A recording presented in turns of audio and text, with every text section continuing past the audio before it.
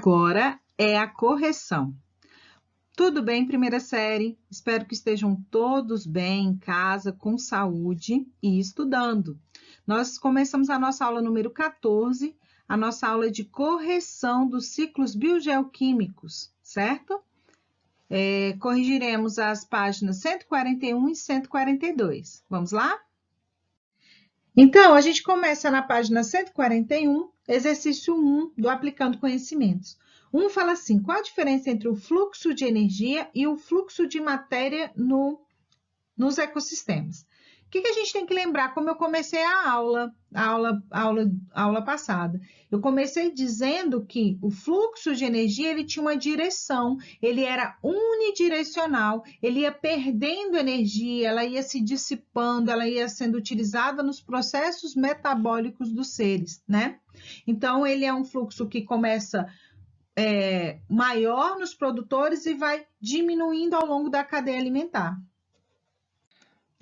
Já o fluxo de matéria, ele é cíclico, então ele é totalmente reaproveitável no próximo nível trófico. Ele é totalmente consumível, né? A matéria não se perde no caminho. Então, a matéria ela integralmente passa pelo próximo nível trófico, como eu coloquei para vocês.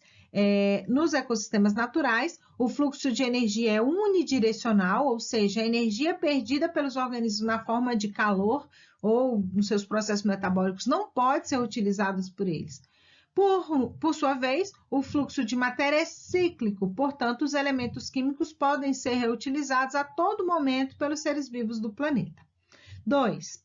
O esquema ilustra as etapas bioquímicas do ciclo do carbono. Agora, nós vamos falar especificamente do carbono. Então, nós temos aí o carbono em forma de gás, né? CO2, o gás carbônico. E aí, a gente tem as letras A, B, C e o número 1. A letra A pergunta, qual processo biológicos estão indicados pelas letras A, B e C?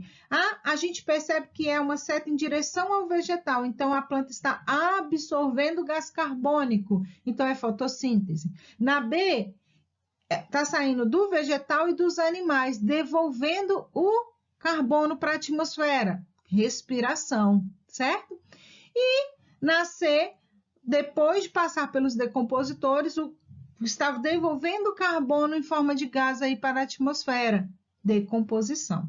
Então, nós temos aí A, fotossíntese, B, respiração celular, C, decomposição. B, que organismos estão indicados por 1? Romano.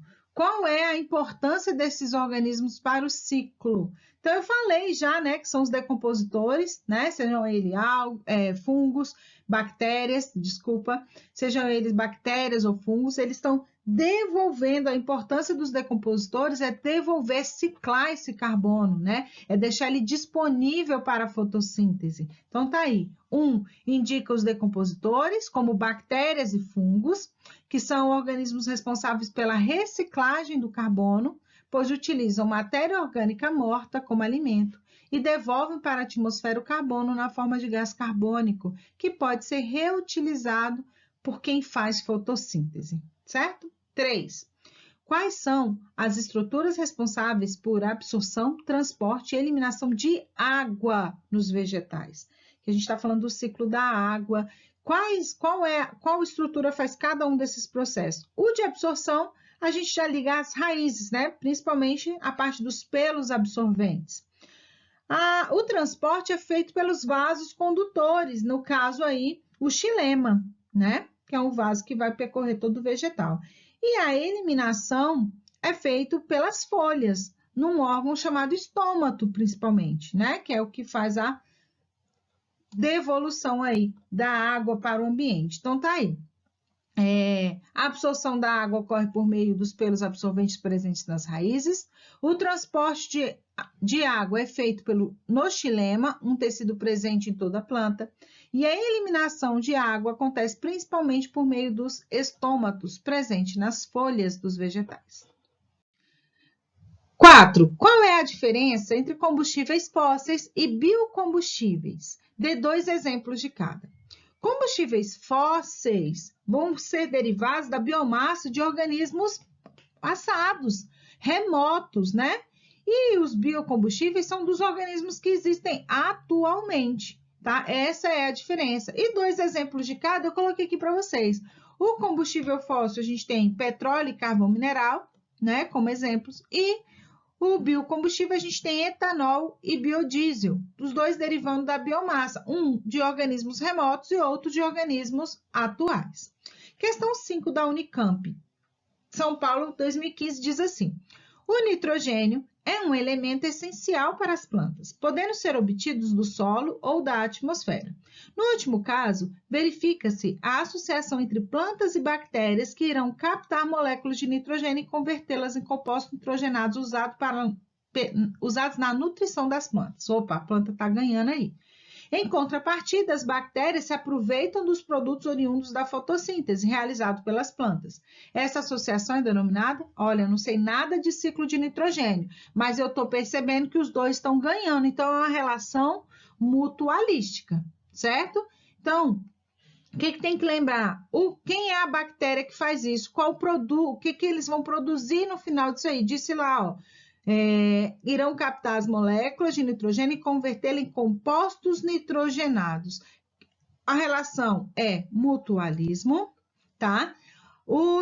Acontecendo entre o gênero Rhizobium, tá? Das bactérias, porque eles estão lá nas raízes da bactéria, certo? E vai produzir amônio, que é o composto aí reaproveitado pela planta. As plantas leguminosas e essas bactérias fazem um processo que nós chamamos de mutualismo, onde as duas espécies são beneficiadas. Então, a gente vai ficar aí com a letra A. Porque a outra aqui que fala de mutualismo, fala que vai produzir aqui, está errado esse final aqui. Comensalismo não é, ok? Aí, lógico, para deixar todo mundo doido, vem uma questãozinha aí de ciclo do nitrogênio. E fala assim: o esquema ilustra as etapas bioquímicas do ciclo do nitrogênio, um elemento químico fundamental para a construção de proteínas e ácidos nucleicos dos seres vivos. Como são denominadas, respectivamente, as etapas A e F? Vou pegar aqui o marca-texto. Quer saber o que está acontecendo aqui em A e o que está acontecendo aqui em F? Em A, está havendo uma fixação, tá? Está pegando o nitrogênio atmosférico e bactérias estão fixando ele ali no substrato. Então, é o processo de fixação. E em F, está devolvendo. Quem está devolvendo? As bactérias desnitrificantes. Qual o nome desse processo, então? Desnitrificação. Então, a gente tem aí, em A, fixação do nitrogênio pelas bactérias fixadoras.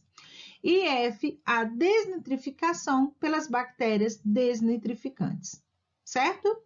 B, que moléculas nitrogenadas estão indicadas, respectivamente, em 3 e 4? Então, a gente quer saber aqui 3 e 4, tá? Em 3 aí, nós temos nitrito e em 4, nitrato, certo? São os dois produtos aí dessa etapa aí, que é a nitrificação. Então, tá aí, deixa eu tirar aqui o marca-texto, tá aí para vocês. 3, nitrito e 4, nitrato. C, como os animais conseguem nitrogênio para a construção dos tecidos corporais? Basta o quê? Olhar aqui, né? Basta olhar para o desenho. Ele absorve, o animal aqui consegue absorver nitrogênio da atmosfera, mesmo tendo em grande quantidade, 78% sendo nitrogênio, não consegue. O animal ele só vai conseguir através da nutrição, através da alimentação aqui, ó, no processo B, ele comendo aqui o vegetal.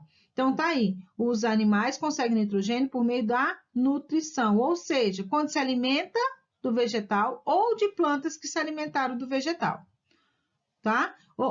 Desculpa, quando se alimenta das plantas ou de animais que se alimentaram de plantas, de vegetais, que vão possuir ali os compostos nitrogenados orgânicos, proteínas e ácidos nucleicos. Então, quando ele come a planta ou quando ele come um animal que comeu a planta. D.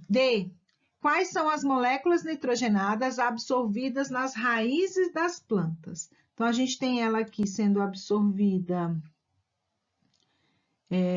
aqui e aqui, tá vendo? As raízes das plantas, tanto aqui quanto aqui, tá absorvendo, olha a setinha. Qual é esses dois compostos aí? Os íons amônio e os íons nitratos, certo? Amônio e nitrato tá aqui para vocês, tá? Então, elas podem absorver aí no número 2 e no número 4, íons amônio e íon nitrato. Fechou? E qual das duas plantas do esquema podem ser utilizadas para aumentar a fertilidade do solo? Justifique sua resposta. Quer saber se a leguminosa está participando de algum processo aqui, ou a gramínea, qual que aumenta a fertilidade do solo? Evidente aí que são as leguminosas, pois essas plantas possuem as raízes, nas suas raízes, bactérias fixadoras de nitrogênio, né, do gênero Rhizobium. Essas plantas, ao serem plantadas em um campo de cultivo, as leguminosas vão aumentar a concentração do nitrogênio no solo, deixando ele mais fértil para as outras culturas de outras plantas que só absorvem esses compostos que derivam do nitrogênio, certo? E aí, deixei aí para vocês, para a gente recapitular, o ciclo da água, acho que não tem necessidade, mas o ciclo do carbono e o ciclo do nitrogênio, não esqueçam como funcionam, tá? O do carbono aí a gente tem etapas de fixação do carbono, que é a fotossíntese e a quimiossíntese, né? Que acontece também sem a presença da luz solar. Nós temos aí a devolução através da respiração e da decomposição, certo? Nós temos a nutrição também fazendo parte aí do processo da devolução e da captura do gás carbônico. E o ciclo do nitrogênio? No ciclo do nitrogênio, nós temos aí, ó, em A, as etapas a etapa de fixação biológica, B, né? A etapa de nutrição, C, amonificação, D, nitrosação, né? E, nitratação. E F, desnitrificação. Certo? A gente encerra a nossa correção. Peço que quem tiver dúvida, faça aqui no comentário, tá?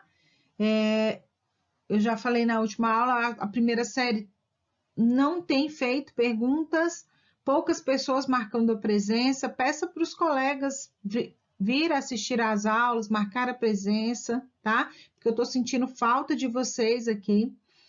Eu queria deixar um abraço carinhoso, pedir para não esquecer de deixar o primeiro nome e as iniciais do sobrenome, dizer que eu estou com saudade, que a gente deve voltar em breve às nossas aulas presenciais, que a gente vai utilizar essas aulas da melhor maneira possível agora, sabendo o tanto que elas fazem falta, né? Um beijo para vocês, tchau, tchau, e até uma outra oportunidade, que é a nossa próxima aula de conteúdo novo. Um beijo, tchau!